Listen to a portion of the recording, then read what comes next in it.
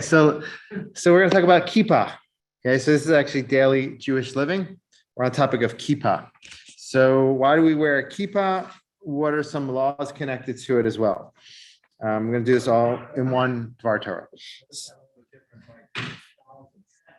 That's really interesting. We talked about that in my class this week, Ask Rabbi Yoga. We talked about like different types of kippahs and what they signify. That's a whole interesting class. And I think we talked about that once here in Shul too. Anyway, so we're not going to talk about that. We can if we want, but not today. So there's so the X in Shemot, we learned about the head covering already in the Torah, but not among the community, but rather the priests. They had a head covering in the temple. The high priest had a turban and a head covering. So that's at least we see in the service of God, head covering is implemented. Actually being an obligation and something that religious people do as a community, as a broad public, it's not only till recent, like the last few hundred years, that's been a common thing that everybody's been doing. In Talmudic times, it was a custom. It was an act of piety almost. So there's a story of Rav Nachum Bar Yitzchak, who was told to his mother when he was young, your son's going to be a thief. They saw it in the stars that someone's going to be a thief. So she wanted to ensure that would not happen. So she made him wear a kippah all the time. It says a head covering. And she said, you wear the head covering and there'll be fear of heaven upon you. And that's what he did. One day it fell off his head. And he, I guess maybe he didn't even always know why. But it fell off his head. All of a sudden he lifted his eyes and he saw a palm tree. He was overcome by impulse to steal. So he climbed up, detached a bunch of dates with his teeth and ate them. So the second it came off his head, he lost his fear of God in that story. So that story is basically a mother encouraging her son to stay away from sin by wearing a kippah. It's not saying that everybody should wear a kippah. That's a Talmudic story. But we see from here that one of the reasons why people wear kippahs is to have fear of God or to protect them from sin. That is an actual reason that people wear kippahs today, too. I remember when I first became more observant, and I was in Jerusalem, and then I first got to yeshiva, our rabbis were kind of leaning with us, like they would see us sometimes like slip out in the night and come back a little bit later, and they wouldn't be so careful with us. But I felt for myself when I finally shifted was when like I wasn't going out anymore. At a certain point, I shifted when I was like starting to put on a kippah. I no longer do like all kinds of other things I was doing in Jerusalem because you're wearing a kippah. It puts fear in you. You feel you don't want to fall into sin. So another reason why people, that's the first reason, protection from sin. Another reason people wear kippahs is also not an obligation. It appears in the Talmud. It appears as an act of piety as well. It says different rabbis were listing their acts of piety. One says they would not walk even 4 cubits with an upright posture because the God's filling the earth. So if you're walking with an upright posture, it's like it's an affront to God. Another, and I once had a rabbi who like always walk like this, but it wasn't out of from old age, just I guess from humility. But here's another act of piety was Rav Huna, son of Rav Yeshua, would not walk 4 cubits. So this is one rabbi, a pious rabbi, Rav Huna, who would not walk 4 cubits with an uncovered head. Why? The divine presence above my head. I must act respectfully. That was his reason. So again, this is not on a communal level, but the reason here is a little bit different. The first reason we said was to protect you from sin. This reason is to remember Hashem. Maybe they're connected, but like when someone wears a kippah, you remember that someone's above you. You're not the end all and be all. There's still a God above you, and you have to answer to God and follow God's ways. One more reason, I guess tomorrow we'll talk about some laws connected to this. But one more reason that's offered is it seems like a simple reason, but it's a powerful one. Rav Ovadia Yosef, a contemporary rabbi, he says that nowadays covering one's head is more than a pietistic practice. So again, this developed through time. In like the 17th century, it's kind of put into Jewish law. People started walking more with kippahs and it became a very strong custom to the point that it's a custom that everybody does. So it's like almost an obligatory custom. There's a distinction between wearing a kippah in synagogue and outside of synagogue, but we'll talk about that tomorrow. But another final reason, once it finally became a custom, everyone's wearing the kippah, it's a way of affiliating with the Jewish people. It's like a uniform. It's like a Jewish uniform. And so when you're walking when I'm walking to a place and I see another Jew, another Jewish man with the kippah, I know, okay, like we're part of the same group, or we have perhaps we just both daven shacharit today or something. I don't know. Like it's a form of a uniform. So in Israel, especially, like and it gets to extreme details. Like people have different types of kippahs, which affiliate them with different subgroups within Orthodoxy. But that's a third reason. So the reasons altogether are because we have a precedent of it in the Torah from the priest, but one reason is it protects you from sin. Another reason is to help you remember Hashem that's above you. And a third reason is to help you affiliate and connect more with the nation. That's the reason Rav Ovadia Yosef brings. And it started as kind of like a pietistic act, but it became a very strong custom. And now it's pretty much obligatory among like religious Jews. So I'm going to continue with the second part of our talk on kippah. This is the practical side of it. So we talked about different reasons why you wear kippah, why men wear kippahs in Judaism. We talked about it reminds you that God's above you. Another reason is that it protects you from sin. Another reason that it connects you to the nation, like a uniform. Another reason I didn't mention, which is broad, is the Taz brings this, and a lot of halachic authorities bring this as well. They say it's to distinguish between us and non-Jewish people. Like they walk bareheaded and we walk with head coverings. Now it's maybe more common with like baseball caps and everything that people, non-Jews will also walk with their head covered, but the kippahs, I guess, is something unique. So it's to distinguish us between us and like our non-Jewish neighbors. So I want to talk about a few laws connected to it. So Rav Moshe was asked, this is a common question here in America. Somebody was, had to go to work and they had to make a parnasan at their job. They don't want to, their boss told them, or for some reason, it wouldn't be beneficial for the company if they wore kippah throughout the day. If they're allowed as God-fearing Jews, Orthodox Jews, to remove their kippah at work, and then of course when they get on the bus or when they go home, to put it back on. What do you think Rav Moshe said? Yes or no? So he actually said, yes, you're allowed to do that. It goes back to what we talked about. He says that you don't have to lose your parnasa for it, because the source of the mitzvah, according to him, is that it's a custom. It's a strong custom that everybody does now. But we talked about how originally in Talmudic times, individuals used to do it out of piety. So because the source of it is from a custom, it doesn't, losing your parnasa, your livelihood, doesn't uproot maintaining a custom doesn't uproot your livelihood. So that was his answer. Obviously, you have to be careful. If you can find ways to wear it, nevertheless, you should do so. Another question that comes up is, how big should one's kippah be? Right. So okay, that's one answer for sure. On Zoom, they said it depends how big your bald spot is. So that's one answer. That actually wasn't brought in the halachic sources for some reason. I don't know. But so that's the part that's brought is that Shlomo Kluger, he said that you should cover your whole head with it. Try to cover your whole head. And Rav Moshe Feinstein said, like, obviously that's more, I guess the more you can cover your head, the better. But he said when the Gemara talks about you shouldn't walk with a bareheaded, it's speaking bareheaded. So the way you solve walking bareheaded is to cover it. It doesn't say you have to cover it all the way. It's forbidden to walk bareheaded. So therefore, even a little bit of a covering would solve that. So he says that if you can cover it with a big covering, it's good, but it's important that it should be seen. It could be someone would see it and they say your head's covered. So sometimes you'll see, like in certain communities in Israel, I saw sometimes like in different high schools I was teaching with kids who like grew up religious, but they didn't really connect to it. Like they wear like these really small kippahs and like they were like on the side. I don't know if you've ever seen that before, but like, so that would probably be problematic according to Rav Moshe also. So what? So if you're going to wear it, you should do it and wear it in a way that's respectful and remind you of the piece that we talked about. Remember God and fear of sin. So that's that's important things to think about. Now, some people sleep with their kippah, including this person.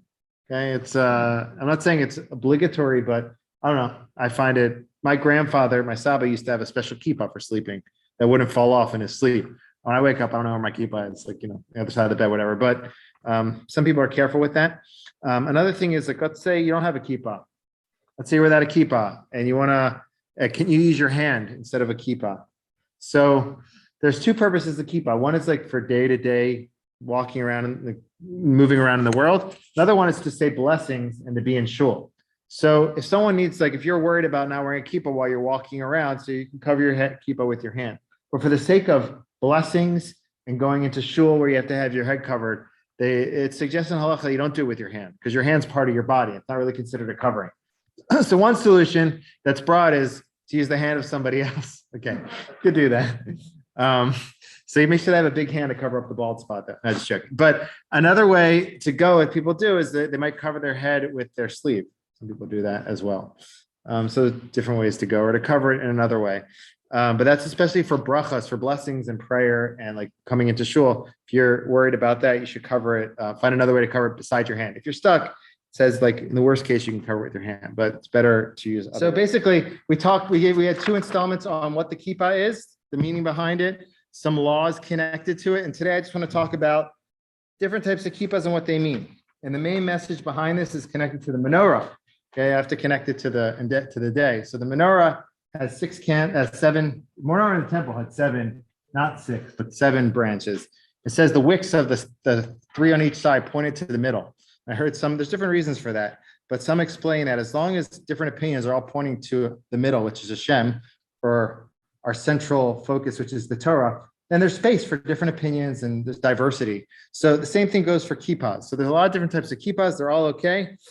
As long as you're covering your head and fulfilling the obligation, it's fine. But each kippah signifies something else. So for those, one of our members really wanted to hear some of this stuff, and this is something I find this interesting as well. I've also had some kippah shifts in my career, so I'm happy to share that with you. But let's look at some of the kippahs here. So we have a kippah on the top, kippahs on the top left corner. Those are kippahs worn by people in the national religious movement for the most part, and some modern Orthodox. This is all kind of Orthodox kippahs. Some are bigger than others, as you can tell. Oftentimes you'll find the bigger ones that like kind of cover most of the head. Those are oftentimes worn by like yeshiva buchers, actually, guys who are studying in yeshiva. That's what I found in those circles. If you go to the top column, the top row, middle column, you have a picture of ones with very big kippahs. Okay, so those kind of kippahs often worn by Jews in the settlements, by men in the settlements actually, or those who kind of like a Hasidic like temperament within the national religious movement. You'll sometimes find that as well. Now look at the top right. The top row. You have there like a smaller kippah, and sometimes you'll find this where we talked about this. The kippah should be visible. Our Moshe Feinstein said it doesn't have to necessarily cover your whole head, but it has to be that someone says there's a kippah on their head, like it's visible. So this might pass, but if you get any smaller than this, it's not proper. It should be big enough that it's like visible from all sides. Sometimes you'll find people who grew up Orthodox within the national religious movement, but didn't really like, or Bnei Akiva or different groups, and they don't have such a strong affiliation. They feel the need to wear a kippah, but they don't want to like flaunt it, or they don't want to like really adopt the kippah. So they'll like wear a small one on the side or in the back. That's not this, but it can get smaller than this. So you have a second row, left side is a kippah that might be worn in the national religious movement on Shabbat. Oftentimes, white kippahs in Jewish mysticism, wearing white on Shabbat on Sabbath is an important thing. So sometimes a lot of times you'll see this, that there'll be a switch of kippahs. Now in the yeshivas I was in, it was a knitted kippah, and it was a white one with a pattern. So we just switch the kippah. There was a joke about the yeshiva guys in my yeshiva. They say, how do they dress differently on Shabbat? Besides switching their kippah, they'll just take out the pen and they'll be dressed for Shabbat. So like kind of like look the same during the weekdays and on Shabbat. Okay, I guess that's like a yeshiva joke. Okay, so all right. So second row, middle. Those are kippahs worn by the Breslevers. So it says Na Nach Nachman. I'll keep going. Na Nach Nachman. Nach, the name of Rabbi Nachman of Breslov. So whole story behind that those letters. You'll see it sometimes spray painted on different streets in Jerusalem or in Israel. And these are kind of like Hasidim who follow Rabbi Nachman of Breslov, who passed away like 300 years ago. But his Hasidism, his group, his strain of Hasidism is very extroverted. They're dancing in the streets, and they'll wear that kippah with the pom-pom. And some people will wear that same type of kippah, not necessarily with the letters, but they'll wear it to bed, actually. My grandfather used to wear one of those to bed because it doesn't fall off. Okay, so right next to that one, there's this looks like, this is an yarmulke that's usually worn in Orthodox circles. Just pointing that out there. Right? All yarmulkes are kosher, but this one is more like oftentimes worn many times in like other denominations. I think Rav Karlebach wore a kippah like that at certain times. All right, so underneath that, you have 3 different types of black kippahs, the third row down. You have on the left, and if you pay attention, the middle, like the third row down on the left, you have a kippah with 4 parts. And in the middle of the whole diagram here, you have a kippah with 6 parts. Okay. There's a difference, 6 and 4. I think I asked a rabbi about this. He says sometimes the ones who wear 4 sometimes are more modern than the ones who wear 6. That's what the rabbi told me. On the right side, you'll have a kippah with a band and without a band around it. There's also a difference there. So there's differences within the black kippah world also, as to how many parts you have, if it has a band, if it doesn't have a band. Look down on the 4th row on the left. Anybody recognize that gentleman? And Shapiro, right? So he wears the kippah on the 4th row in the middle. It's like a suede kippah, right? So what does that mean? Oftentimes people in the in the modern Orthodox community wear that kippah. I never really saw that kippah in national religious movements that I was in Israel, which is like people go to the army, they're wearing the knitted kippahs. They don't wear the suede kippahs, but the suede kippahs are, some of them that will go from America there on their year after school here in modern Orthodox schools, they wear those kippahs. But those kippahs most of the time are like worn by like yeshiva university students or people in the modern Orthodox circles. For whatever reason, I don't know if there's like a history behind it, but Ben Shapiro wears that kippah as well. On the right kippah are the kippahs that you would get at bar mitzvahs. Okay, that most of you have like 20 of them somewhere in some drawer somewhere.